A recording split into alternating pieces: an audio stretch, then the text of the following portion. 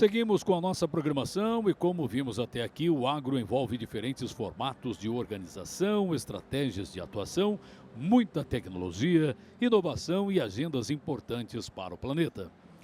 Nesse setor, tudo está conectado, no campo ou na cidade, do cultivo à distribuição. Muita gente contribui para que essa roda continue girando. Vamos saber mais sobre a integração de cadeias produtivas agora, contando com a moderação do diretor secretário da Abra Milho e presidente eleito da Maisal, Bernard Kipp.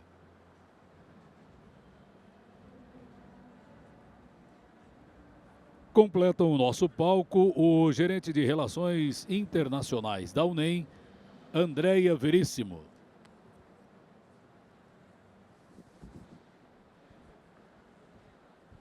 O diretor-presidente da Agrindus S.A., Roberto Yank Júnior.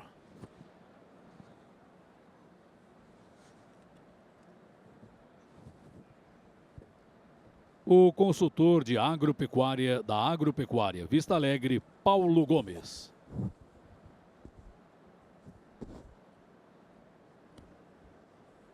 Este é o painel Integração de Cidades de Cadeias Produtivas. E com a palavra é com o moderador Bernardo. Boa tarde, colegas. Estamos aqui. Vamos tentar animar esse público após o almoço. Alguns já estão almoçando, alguns estão até mandando oi aí para nós. Bom, Andréia, Roberto e Paulo. Nós vamos falar um pouco sobre a integração, sobre os desafios que nós temos da integração. E talvez um dos pontos que, enquanto vocês preparam a palestra já da Andréia para já estar preparada, vamos tentar um pouco ser um pouco picante, um pouco animador para o público sobre os desafios que nós temos. Nós temos visto aqui no GAF bastante discussões sobre como o agro brasileiro é bom, como nós somos campeões. Vamos talvez um pouco falar dos desafios que nós temos com a nossa sociedade civil. Tá? Esse é um dos desafios que eu estou colocando para vocês. Acho que a palestra da Andréia já está lá.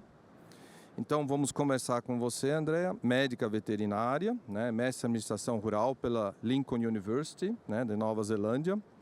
Executiva do agronegócio com passagens pela SIC, Serviço de Informações de Carne, a BIEC. Você trabalhou na Elanco, na BASF, na FIEGS. E hoje você está aqui representando a UNEM, né?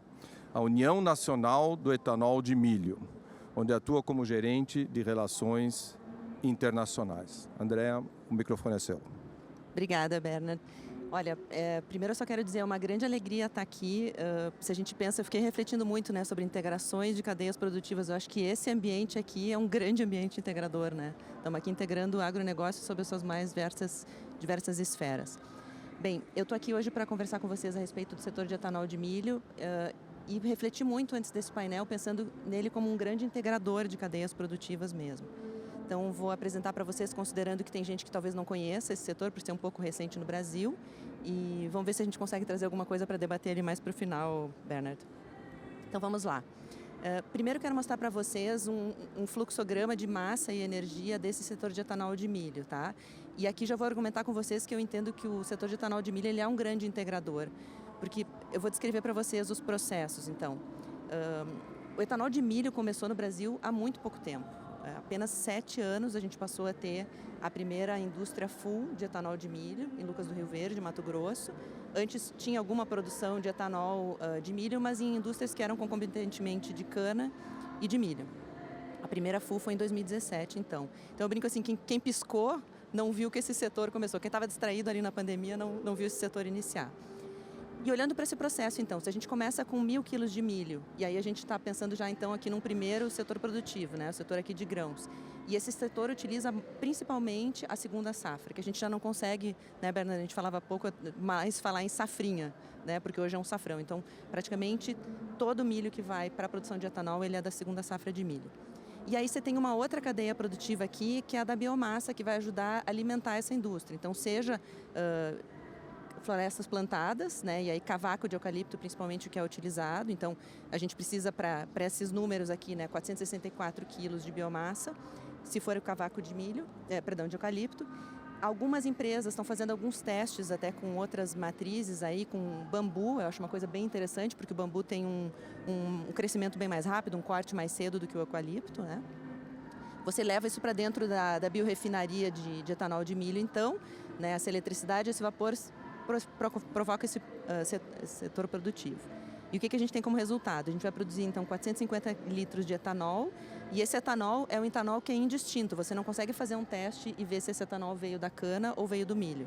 E esse etanol, ele está no seu carro, seja se você tem um carro puramente a etanol, ou se você usa, né, se o seu carro é flex, você abastece ora com etanol ou ora com gasolina, ou se você tem um carro só com gasolina, a gente hoje no Brasil tem o maior mandato do mundo de adição de etanol no nosso combustível. Então, o nosso combustível, mesmo ele sendo, né, gasolina no seu carro, você tem um componente de combustível renovável. E isso é muito bacana, a gente está com isso ajudando a descarbonizar a economia. Então, esse setor ele ajuda muito na transição energética, e por isso que ele é o setor hoje onde os investimentos se voltam também, porque ele é muito adequado ao que a gente precisa hoje no Brasil. E aí a gente produz o DDG, essa parte sólida, então, DDG, DDGS, é um produto, é um farelo de milho extremamente rico para a produção animal. E aí a gente começa a chegar na outra cadeia que eu quero falar, que são todas essas cadeias pecuárias, né? Todos esses animais que se alimentam do DDG. Se produz também o óleo de milho, que pode, por algumas empresas, ser mantido dentro do DDG, e aí fica um DDG um pouco mais nutritivo, ou... André, explica o que é DDG para a maioria aqui. Vamos lá. DDG é uma sigla em inglês que quer dizer Distillers Dried Grains, ou seja, grãos secos de destilaria. Existe também o grão seco de destilaria com solúveis, que é o DDGS. Então, as empresas podem produzir o DDG, ou o DDGS, ou o WDG. O WDG é o wet, molhado no inglês. Esse, ele tem um pouco menos de tempo de prateleira, então ele acaba sendo consumido mais próximo às biorefinarias.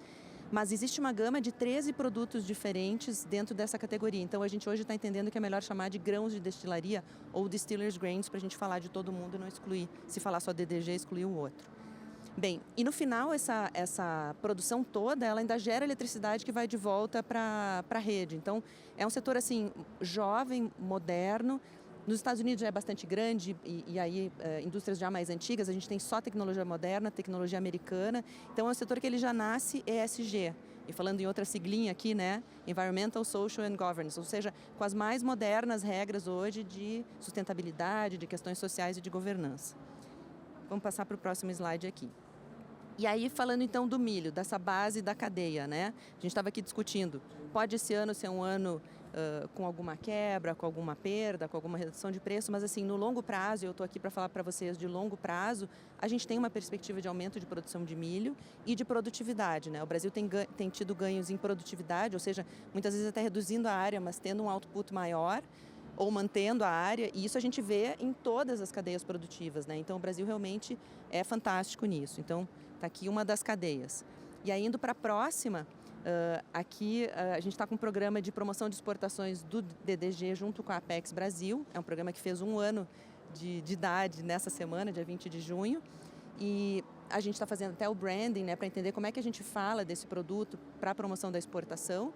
E essas imagens são as primeiras que a gente está fazendo dos nossos materiais promocionais, onde o branding definiu que a gente tem que mostrar, e aí talvez vamos colocar uma primeira pimenta, Bernard, um lado humanizado da nossa produção agropecuária. A gente se acostumou e a gente tem muito orgulho como brasileiro, né? Aquelas imagens daquele monte de colheitadeira em cunha, laterais, assim, colhendo tudo ao mesmo tempo, né? E grandes biorefinarias e grandes empresas. Isso assusta às vezes. A gente é grande e isso assusta países que são pequenos. Então, a gente quer trazer esse lado humano. E aqui o lado do cuidado com os animais. Então, vocês veem ali na primeira imagem o DDG, né? O DDGS, o produto em si.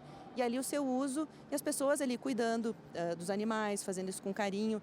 E o DDG ele pode ser usado em bovino de corte, bovino de leite, equino, suíno, aves, peixes e até pets. Então, todas as cadeias de proteína animal estão aí também sendo tocadas por esse setor.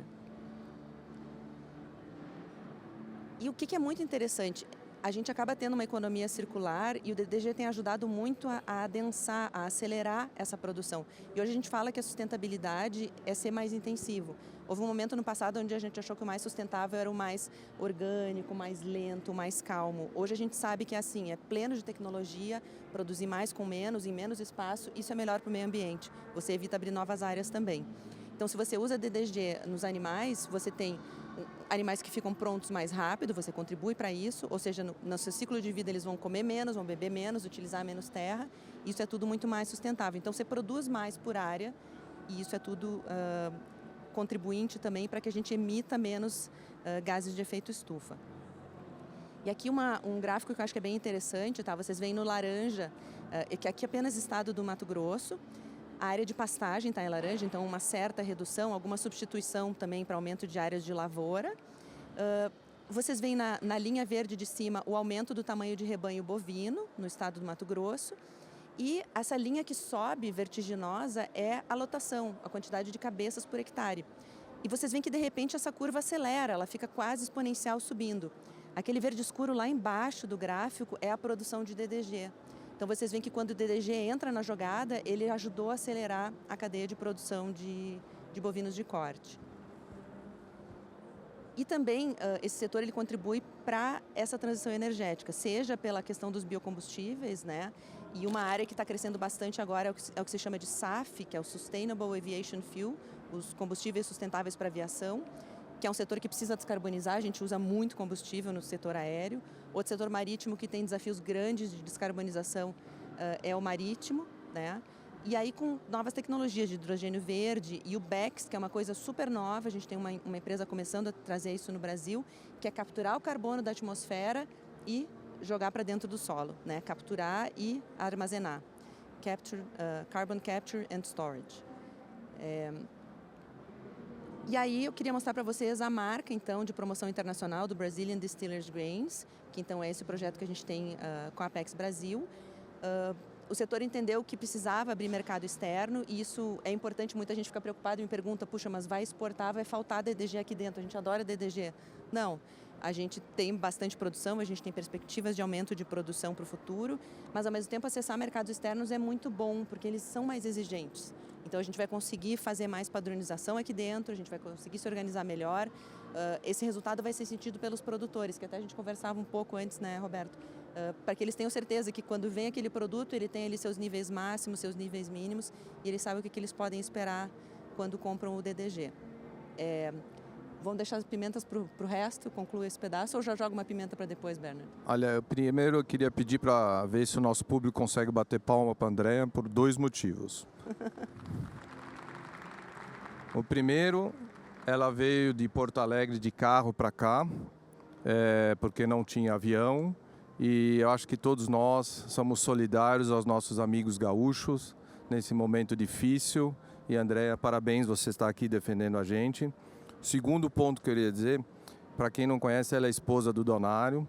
E nesses últimos 10 minutos ficou claro porque que o Donário é uma pessoa tão dedicada e rápida. Porque com ela, olha, respeitou os 10 minutos, que foi uma maravilha. Parabéns. Obrigado, Andréa. Bom, agora nós vamos no próximo palestrante. Eu preciso aproveitar que ontem eu estava fazendo o painel e o irmão do Roberto estava como moderador. Então eu preciso dar umas cutucadas nele. Então, primeiro que eu vou dar nele, ele é muito mais simpático que o irmão dele, né? Você percebe que ele põe a mão na massa e tal, ele não tem aquele jeitão de professor, né? Ele é mais assim, eu diria assim, fofinho, né? O Roberto é engenheiro agrônomo, tá? Ele até me deu aqui um CV, mas eu queria falar as coisas que me impressionaram mais. Ele tem 3 filhas, né? Você tem a Ana Cecília, que é a tua esposa, né? Mas ele é um dos grandes que toca a Gringos, né? E quem não conhece vai conhecer daqui a pouco, mas é um orgulho nacional, toda a instituição que a família dele tem. Eu, como sou um pequeno produtor de milho, sempre enxerguei eles, falei assim, pô, esses caras são muito grandes, são meio difíceis e tal. E não são, olha, eles têm um coração grande, se você é um produtor menor, quer conversar com eles, estão sempre abertos para te ajudar. E é um prazer tê-lo aqui, Roberto. Além disso, você além disso ainda é vice-presidente do Conselho Administrativo da Fundicitrus, né, da parte de citricultura. Você também é vice-presidente da Abra Leite e você é membro do Conselho Superior de Agricultura da Fiesp. Então, microfone seu. Muito obrigado, Bernardo. Bom, gente, eu vou falar aqui então um pouco da Agrindos, nós estamos antes da porteira da fazenda, mas conseguimos atingir o consumidor. A Agrindos é uma empresa de 80 anos, então ela passou por todos os momentos difíceis aí, desde a Segunda Guerra Mundial, né? E nós estamos lá, agora na terceira geração. Primeiro eu queria falar do nosso grande compromisso, nós produtores rurais em geral, né? Qual é o grande compromisso que tem o produtor? Na minha opinião, o grande compromisso é a intensificação da produção, por um motivo muito simples, porque nós temos terra e água finitos e a população crescente. Como é que se resolve essa equação? A gente não consegue resolver essa equação sem intensificar a produção por hectare e sem impacto ambiental. Agora a gente já fala até em impacto ambiental positivo, né? Então eu vou falar um pouco da integração que a gente faz lá na fazenda. Nós temos lá 3 atividades. Essas 3 atividades, elas buscam a sustentabilidade financeira do negócio. O que leite tem a ver com laranja, que tem a ver com corte? Por que isso é uma integração? Bom, o leite é um produto que custa em dólares e é vendido no mercado interno em reais. O contrato de venda é em reais. São commodities exportáveis, são produtos importados para a gente produzir leite e a gente vende leite em reais para o consumidor brasileiro. E a laranja? A laranja é o oposto, né? A laranja é um produto que custa primariamente em reais. Quem conhece o setor sabe que o grande custo da laranja é a colheita, e é o frete, e é o estoque sobre rodas por conta do produtor no pátio da indústria, né? E o contrato de venda da laranja é em dólares. Então, esses 2 produtos são altamente intensivos por hectare, se forem bem feitos. Quer dizer, a gente pode produzir 30, 40 mil litros de leite por hectare, ou pode produzir 1.500, 2.000 caixas de laranja por hectare. Então, são produtos intensivos sob a ótica financeira, né? Mas são antagônicos. Eles trazem a âncora cambial que é importante para a sustentabilidade do negócio. Por que a pecuária de corte? A pecuária de corte, claro que tem a ver também com a capacidade de uso do solo, mas a pecuária de corte é o único produto que nós temos que não é perecível. Porque o leite e a laranja, depois do momento que eu colhi, ele não é mais meu, né? O corte é o único produto que a gente tem uma janela para decidir a venda dele. Quer dizer, é o único produto que de fato a gente é dono. Então eu queria começar falando dessa integração, que são as atividades que podem dar sustentabilidade para uma empresa antes da porteira, né? Quando eu vou falar do leite, aqui está a criação de bezerras, a gente tem leite tipo A, e com a característica de ser pioneiro no Brasil para beta-caseína A2, então chama-se leite A2. A2 é a mesma proteína do leite da mulher, então é uma característica interessante para quem tem desconforto com leite, né? Mas para a gente conseguir a primeira grande integração aqui, a gente precisa coletar todos os efluentes do rebanho, né? Então as nossas instalações, elas têm que nos dar a capacidade de ter o bem-estar animal, mas também de coletar efluentes. Aí nós vamos conseguir fazer o ciclo virtuoso, né? Esse mesmo que a Andréia comentou, dos nutrientes que a gente gera. A gente tem que pegar toda aquela poluição que todo o esterco do gado, enfim, toda a água, né? E transformar isso de forma virtuosa em nutrientes, né? Então aqui as instalações de leite são muito importantes para a gente conseguir fazer esse ciclo virtuoso de nutrientes, né? Aqui a sala de ordenha, nós produzimos 70 mil litros de leite por dia, são industrializados na fazenda. Com isso a gente consegue uma baixa pegada de carbono para chegar diretamente no consumidor. Então nós estamos falando de uma solução que os americanos chamam de Local Produced for Local Families, ou seja, produções regionais atendendo populações regionais, e isso é muito interessante sob a ótica da pegada de carbono por unidade produzida, né? Então, é o que a gente busca para ter o tal do impacto ambiental positivo na produção, né? Bom, quando a gente fala então em reciclagem de nutrientes, aí tem que comentar que o produtor de pecuária em geral, e é muito importante a integração lavoura-pecuária nesse aspecto, seja ela qual for, e aqui eu vou falar de uma altamente intensiva, é muito importante que a gente coloque carbono no solo, porque a gente tem uma prática agronômica questionável, que é tirar carbono do solo. A gente colhe a planta inteira, não deixa a palha, né? A próxima lavoura também a gente colhe inteira, então a gente deixa a terra nua. Então nós temos que ter programas muito mais sofisticados de cobertura do solo do que uma agricultura tradicional, como pecuaristas, né? E por outro lado, a gente tem que fazer muito bem essa incorporação de matéria orgânica, né? De toda a parcela sólida do esterco, né? E também da parcela líquida do esterco, que estão todos os nutrientes solúveis. Então nós temos fertirrigação em todos os pivôs centrais, fazemos forrageiras de inverno, tudo à base de fertirrigação.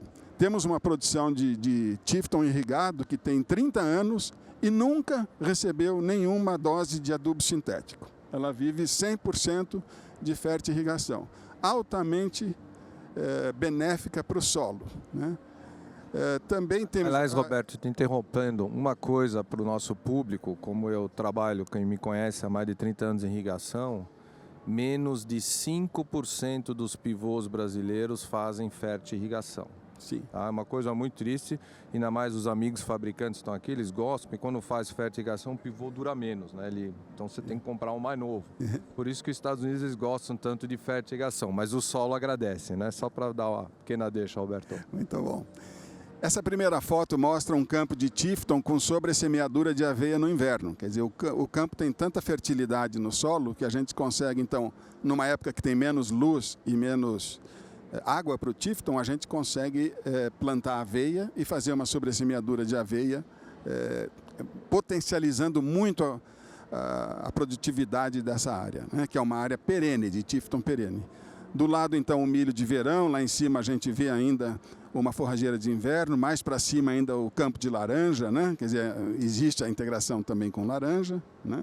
Então, mostrando aqui a produtividade que hoje para nós está em 40 mil litros de leite por hectare utilizado por ano. Quer dizer, a gente faz 100% da demanda de forragem e produzimos 40 mil litros de leite por hectare por ano.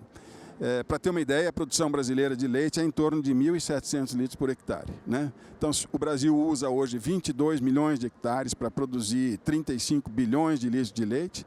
Se a produtividade não precisaria ser 40 mil, mas se fosse 10 vezes mais, 17 mil, o Brasil precisaria de 2 milhões de hectares. E entregaria outros 20 milhões de hectares abertos, próximo dos grandes centros, para fazer qualquer tipo de cultura, qualquer tipo de produção aqui perto, né? Aqui nós estamos vendo uma colheita de silagem, né, que é a nossa forrageira principal, 2 safras de silagem, depois 2 safras de aveia nos pivôs, são 4 safras de corte verde, né, para o gado o ano inteiro, então altamente intensivo, né, e de uma forma muito benéfica quando a gente coloca todas essas práticas de adição de carbono no solo. Aqui a nossa linha de produtos, então todos feitos na fazenda, todos frescos, todos com leite tipo A e todos com a caseína A2. Esse projeto de A2 foi aprovado em 2018 no Ministério da Agricultura e ganhou uma alegação de funcionalidade em 2020 da Anvisa, que é uma coisa inédita, quer dizer, foi uma briga de muitos anos, mas a Anvisa reconhece a funcionalidade do leite A2, que a gente adiciona então no rótulo das nossas embalagens, né? Todos esses produtos levam certificados de terceira parte, são produtos que hoje nós temos 7 certificados de terceira parte, do leite A2, do selo verde, do leite kosher para a comunidade judaica, o fair food, o bem-estar animal. Então a gente conversa com o consumidor falando então das nossas certificações de terceira parte, e essa mensagem é passada lá no ponto de venda, onde só está o consumidor e o produto, e ele tem que tomar a decisão. Essa mensagem é passada com um selo. Aqui está uma foto um pouco simbólica da fazenda, meu pai no centro, eu e meu irmão Jorge, que é meu sócio, atrás da porteira da fazenda, mostrando que somos do setor primário, e as minhas 2 filhas que estão aqui na indústria, responsáveis pela indústria e pela marca e pela comunicação, enfim, comunicação mais jovem, mais direcionada para o público futuro, né? Aqui do lado de fora da porteira da fazenda. Então eu acho que eu estou dentro do meu tempo, Bernard, fico aqui, muito obrigado. Olha, parabéns, Roberto.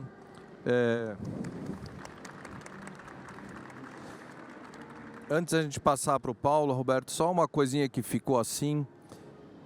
tenta em 30, 40 segundos dar uma resposta para aquele consumidor que fala, poxa, mas o que você me fala, Roberto, se eu quero comprar um leite orgânico, eu compro o seu, como é que eu consigo dividir isso? Eu acho que isso é importante, que eu sei que está na cabeça de muitos aqui. Olha, o leite orgânico é muito interessante, é uma prática bacana, tem muito na Europa, mas ele é um produto elitista. Ele é um produto que tem uma alta pegada de carbono, porque é pouca produção lá naquele hectare que é finito e com uma humanidade crescente. Ele é produzido longe do grande centro, vendido por um preço alto no grande centro. Então eu diria que o leite orgânico é uma especialidade, é um nicho, mas ele não é a solução, né? A solução é pela intensificação, é por uma boa prática, né? Pelo ciclo virtuoso que a Andréa também comentou. Então eu acho que é por aí. Exatamente. Desculpa, Paulo, não vamos pegar teu tempo. Agora nós temos o Dr. Paulo Gomes, um consultor, para quem não conhece, muito conhecido no Brasil, especialmente da área do bife, da carne, né? Na Agropecuária Vista Alegre, mais um aqui de São Paulo, Presidente Prudente. Paulo, o microfone é seu. Dá um show de como nós, pecuaristas, não somos pessoas ruins, né? Boa tarde a todos. É um prazer. Obrigado, Bernardo, meus nobres colegas de apresentação. E não somos realmente a ovelha negra desse negócio, né? E numa breve apresentação, pretendo colocar isso com imagens que o campo é produtivo, sustentável e ambientalmente sustentável e não prejudica essa pegada toda que a mídia nos coloca, tá? Quero estender o meu agradecimento também à organização, o Grupo Better, a Agropecuária Vista Alegre, por confiar nesse trabalho e vir aqui num evento dessa envergadura representá-los, tá? Então nós vamos interagir, pessoal, realmente com essa questão de produção, nessa cadeia produtiva, né, que sai do boi do pasto ao frigorífico de uma maneira sustentável. E essa é a etiqueta que o Grupo Better carrega e a gente, como consultor, né, fica muito satisfeito com isso, com o mercado, foi colocado pelos nobres colegas, em expansão, tem espaço para todo mundo ser competitivo, produtivo, sem essa pegada que nós somos, nós prejudicamos o meio ambiente. Isso é uma cadeia produtiva sustentável e promissora. O Grupo Better, né, em 2003, foi para a cidade de Rancharia, tá? Aqui no estado de São Paulo. A família tem essa tradição já de frigoríficos, né? Sempre preocupado com essa questão de produção, de geração de emprego e produção sustentável, tá? E gera hoje mais ou menos uma estrutura de 1.000 empregos diretos, tá bom? Com isso, e o grupo enxergando essa cadeia produtiva, nós também fomos buscar o confinamento, que é o fornecedor dessa matéria-prima para o frigorífico. Então, de ser matéria-prima, pelo menos uma grande porcentagem própria, porque você consegue pôr qualidade no produto e ser competitivo no mercado, tá? Então, em 2008, 5 anos depois, foi montada a Agropecuária Vista Alegre, especializada em nutrição, porque, lógico, nós confinamos o boi. Mas o que é importante é essas duas imagens, tá? Nós produzimos pensando no bem-estar animal. 50% de uma baia de confinamento coberta. É a primeira foto que eu pus duas num slide só aí, tá? A de baixo é mostrando por cima todo esse 50% coberto. Pensando no bem-estar animal, com aspersor em cima por causa de temperatura. E hoje, buscando, falar assim, mas o confinamento contamina, é dejetos, é o esterco, nada disso. A empresa vai concretar 100% também dessas áreas cobertas, né? 100%, tanto na parte coberta como externa. A foto embaixo mostra isso, já é o início dos trabalhos. Para melhorar essa qualidade desse esterco, para a produção de grão, de volumoso, de cogeração de energia, tudo de uma maneira sustentável, fechando um ciclo que tudo se aproveita. E por que tudo isso? Porque a cadeia produtiva precisa crescer. E o Brasil tem que sair na frente. Hoje, né, a Embrapa, com pesquisas, com isso tudo, nós temos aí em torno de 7 bilhões de habitantes. Nós vamos para 9. O celeiro de produção é o Brasil. O mercado está de portas abertas para todos, de grão, verdura, né? No nosso caso, carne. E essa carne sai do campo, sai de um confinamento, vai até o frigorífico para ir para o mercado. Essa cadeia produtiva tem que ser equilibrada e altamente sustentável e ecologicamente correta. Não pode dizer que ela prejudica o meio ambiente, não. Como foi falado pelos nobres colegas, pastagem sequestra. O pasto degradado e no chão, esse prejudica. É uma cultura como todas as outras, né? Isso que a gente chama de um sinergismo de produção, tá? Esse sinergismo é o pulmão disso tudo. E o pulmão dessa produção, para todo o alimento que chega na mesa de todos nós, sai do campo, sai do solo. E esse solo tem que ser produtivo. Então a gente corrige ele em cima para a produção de pastagem, cana, como vocês estão vendo na foto, ou silagem.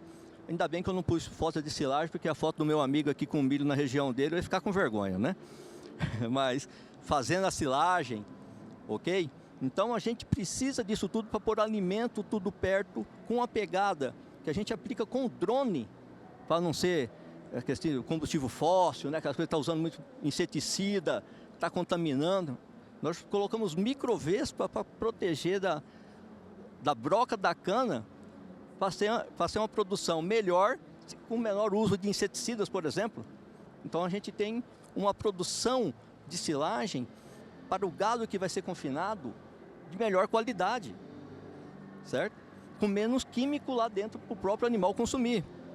O frigorífico, o esterco, que eu vejo que era problema, hoje é uma solução para a correção, principalmente para a nossa região, de solos arenosos, com 12% de argila, né, areia, ser produtivo, competitivo e melhorando o solo, corrigindo. E a última foto que está do lado, gerando energia, com parcerias como nós temos na usina na região, gerando biometano, gerando biogás do próprio esterco do grupo. Então, quando a gente fala nesse ciclo, nesse sinergismo, é essa cadeia produtiva que tem que estar fortalecida entre várias parcerias desse setor de produção. Isso fortalece, tem espaço para todo mundo, o sol brilha para todos, né? E aí a gente coloca o meio ambiente num centro desse tripé de produção. É a consciência do grupo, a preocupação com o meio ambiente. E o manejo, né? Ele é um manejo tanto do animal como da planta. Uma pastagem de Tifton com 13,2 cabeças por hectare, a gente também está trabalhando, produzindo mais e menos espaço. Produzindo mais arrobas, porque produz grão, produz soja, produz milho, nós produzimos arroba por hectare. Então não preciso desmatar tanto para produzir mais. Ah, mas entrou a cana, entrou o milho, entrou a soja. Temos que aprender realmente, como foi já dito aqui, produzir mais e menos espaço. E o equilíbrio está solo, planta e o manejo disso tudo, tá? Integração lavoura-pecuária. Aí eu até brinco, né? Cadê a lavoura? Tá no casco desses animais aí, ó. Ela é a lavoura. Ela produz 35 arrobas por hectare ano no sequeiro. Então, essa é uma lavoura. E de precisão, que faz análise, corrige e faz produzir, como o agricultor quer 110 sacas de soja, quer É meta, é subir, é planejamento. Isso, o pulmão está corrigido, que é o nosso solo, e não degradado. E o principal de tudo, valorização da propriedade. Nós temos que mudar esse cenário, sair de sermos extrativistas, porque aí quem quiser tacar pedra fique à vontade, né? Mas quando você tem correção de solo, manejo, planejamento, investimento em produção sustentável, estão olhando do foco errado. Porque realmente é possível produzir bem, produzir muito e ser sustentável. E a gente mostra isso nessa pegada, né? Nós temos uma produção, né, dentro do a pasto de 120 dias no primavera, verão e outono e inverno 150. Então, só para resumir, nosso animal entra com peso, fica 100 dias no pasto, com 833 gramas de média. No inverno, 660. O resumo disso, arrobas por hectare. Produzimos no verão 23 arrobas por hectare. 16 no outono e inverno. Então, onde a gente tem que ser mais eficiente? Certo? É isso que a gente tem que enxergar. Nós temos que ser mais eficiente aonde o custo fica mais baixo. Tá bom? E para deixar uma mensagem, a integração, essa interação, esse sinergismo das cadeias produtivas, melhora a pecuária, melhora o meio ambiente, melhora a agricultura. Isso melhora para o Brasil e mudar a imagem do agro. Tá? A imagem do agro ser mudada porque nós somos grandes produtores dessa cadeia produtiva e responsável pelo alimento que chega para o nosso Brasil e para o mundo, né? E essa é a imagem que eu quero deixar aqui para todos, né? Do nosso grupo, do nosso tamanho e da importância do grupo para o mercado e para a cadeia do agronegócio. Agradeço o tempo e desculpa extrapolar um pouquinho.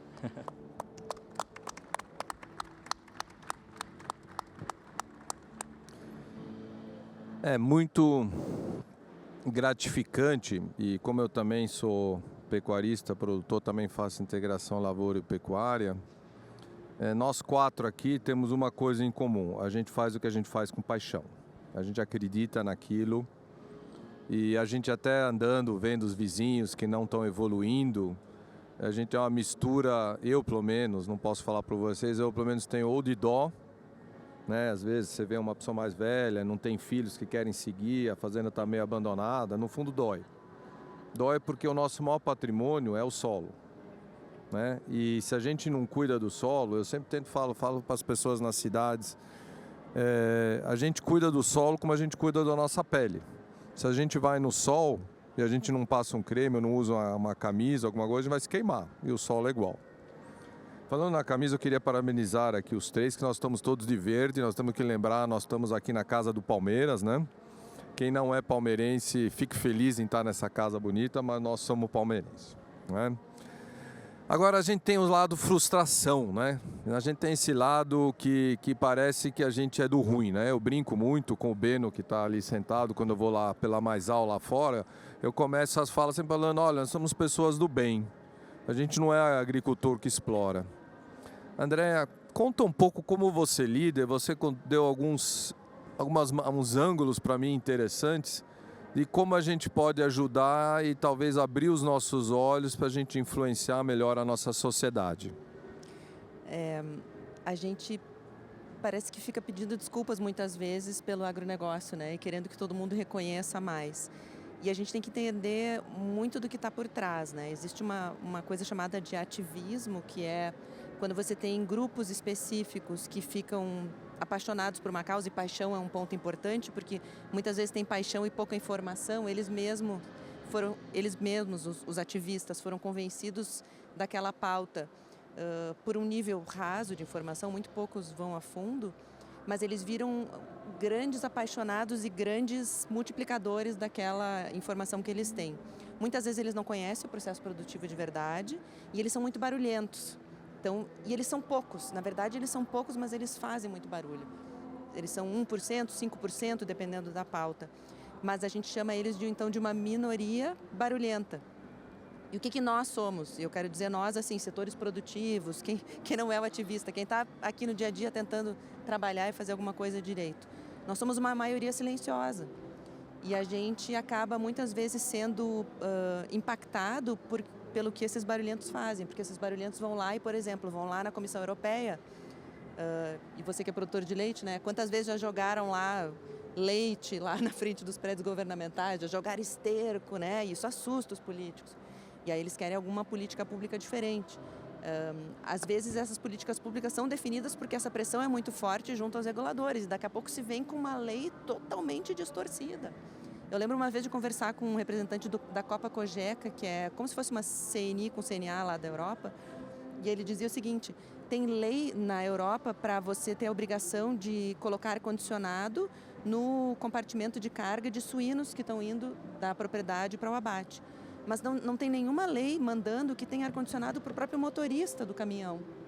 Então, às vezes, a gente está deixando de pensar no todo. E muitas vezes a pessoa que não conhece o processo produtivo de verdade, ela influencia uma maluquice. E aí a gente, como produtor, vai ter que sofrer aquela regra, sofrer aquela punição.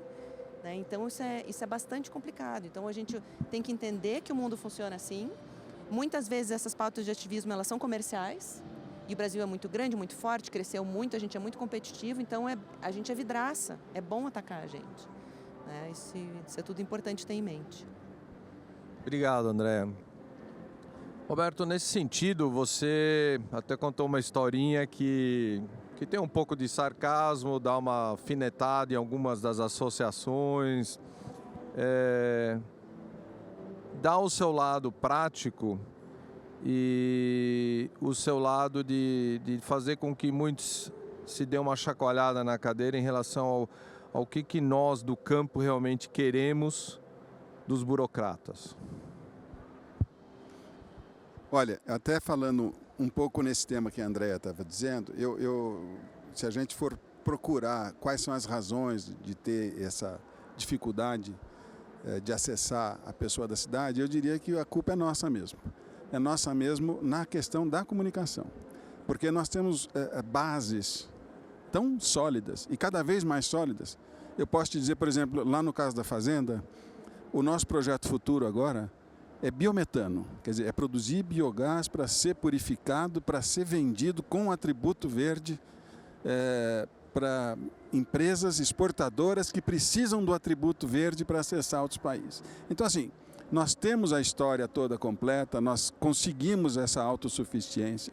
Inclusive com biometano e biogás, no nosso caso da produção de leite, apenas com o biometano dos efluentes, a gente consegue tocar toda a frota da empresa e sobra 80% para comercialização. Quer dizer, é altamente promissor. Né? Então, o que eu acho que a gente erra demais é na comunicação.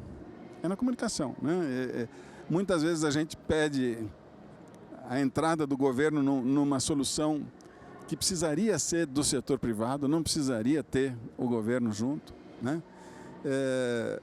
É claro que cada vez que o governo se manifesta, uma palavra errada, uma fala errada, a gente sofre, né, no campo. Então, por isso essa âncora cambial, por isso essa dificuldade toda de a gente ter que estar o tempo todo se protegendo na nossa situação de produção primária aqui, né?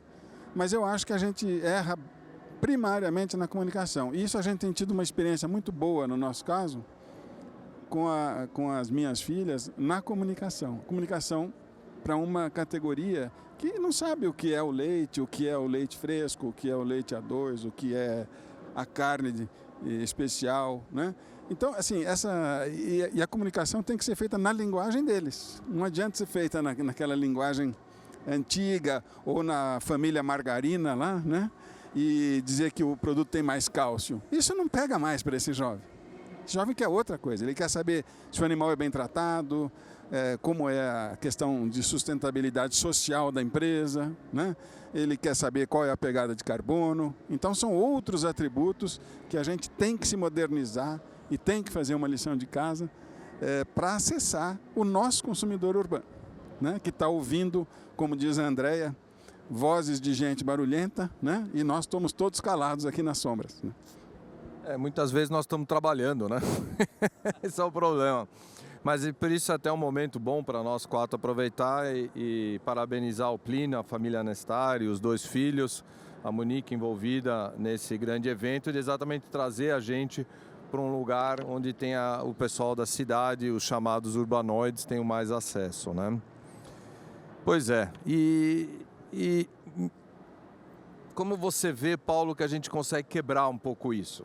Como é que você consegue ver que a gente consegue trazer o lado, por exemplo, o lado do bem-estar animal, tá? Nós sabemos que no fundo o nosso boi Nelore, ele é muito mais feliz do que os outros. Mas como é que a gente consegue mostrar isso para a sociedade? Olha, eu acho que aí entra a tecnologia, né? E aí, realmente colocarmos isso nessa mídia, difundir mais o nosso trabalho. E é o que você falou, mas quem trabalha muito deixa de ganhar, né? Então a gente está deixando o mercado e essa minoria barulhenta, como a nossa nobre colega, fazer esse estrago todo dentro da nossa cadeia produtiva. Nós estamos dentro de um país de clima tropical, que nós temos uma extensão de terras, não é terras parceiras desmatadas não, já terras produtivas, capazes de produzir muito mais. E isso tem que entrar nessa consciência dessa nova geração, que a cadeia produtiva também evoluiu e melhorou, e que o conhecimento deles e a tecnologia jogam a nosso favor, certo? Que é possível produzir muito em uma menor área, sendo dentro da cadeia, né? Se não for economicamente viável, você morre, mas altamente produtivo, sustentável para isso e o ecologicamente correto, para que isso chegue na prateleira do leite, da laranja, da carne, com isso tudo, e ter esse selo que eu vejo. Nós não somos a ovelha negra do negócio. Eu acho que nós somos um mocinho, né? E produzimos muito, temos potencial para produzir muito mais. Por quê? Porque nós temos o berço, nós somos líder de mercado em produção de carne, né? E o Nelore, como você falou, mas nós temos os cruzamentos industriais que nos coloca a carne prime lá na prateleira, né? Que é possível produzir sem que ele sofra, com bem-estar animal, sem estar cutucando e batendo no curral e machucando. Tem ferramentas, tem currais pronto para isso, tem tudo que agiliza hoje, com todo esse meio de transporte, de manejo, de produção, o abate dentro do frigorífico, tudo isso feito de uma maneira totalmente consciente para que atenda esse público jovem, o público urbano, como citado por você, que isso a mídia não coloca. E aí coloca a gente aqui e temos que realmente falar, olha gente, somos produtores, somos do campo e somos sustentável, né? Porque o meio ambiente nós não denegrimos, nós não prejudicamos. Muito bem, nós tratamos ele bem porque pertence para a nova geração, o futuro, filho, neto, para tudo que vem, né? Então nós somos de uma cadeia produtiva de grãos, carne, como um todo, altamente produtivo e sustentável. Obrigado. Ótimo, Paulo.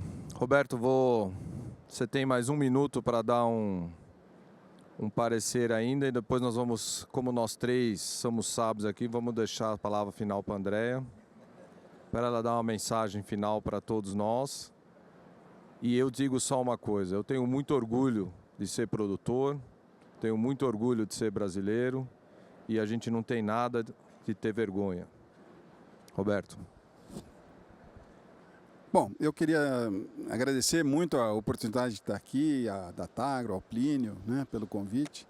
Acho que a mensagem que a gente tem é sempre realmente olhando para o futuro, quer dizer, a gente tem que pensar na questão do impacto positivo ambiental, né? Nós temos que melhorar, profissionalizar a nossa forma de comunicação com o produtor urbano.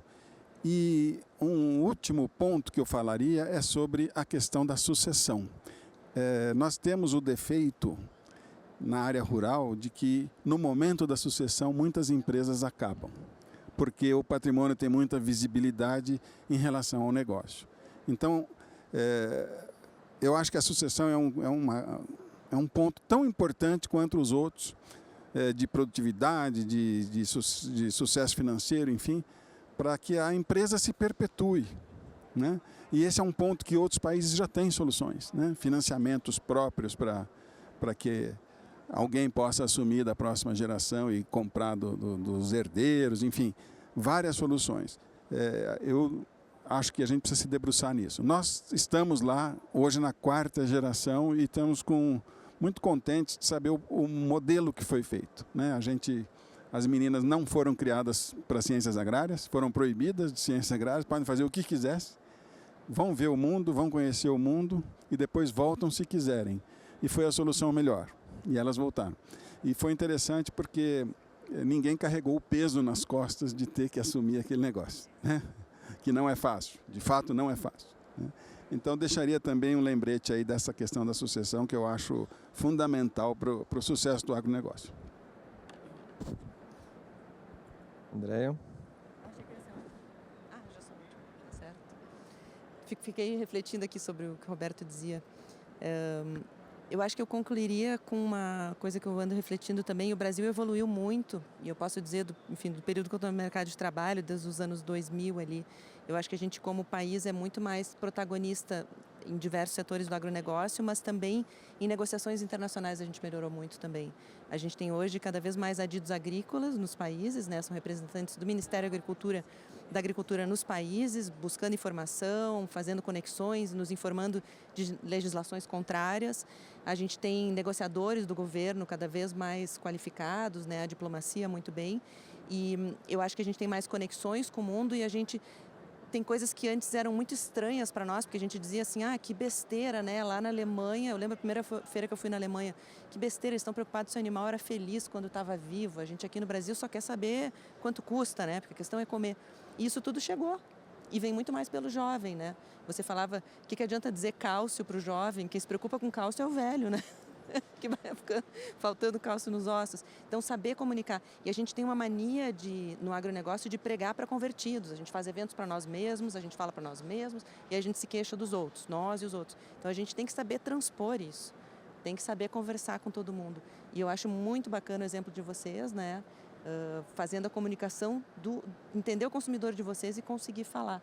Acho que a gente tem que tentar se espelhar no que vocês fazem. Parabéns. Obrigado, pessoal. Vamos nessa, vamos seguir para os próximos painéis. Obrigado a todos. Vamos que vamos.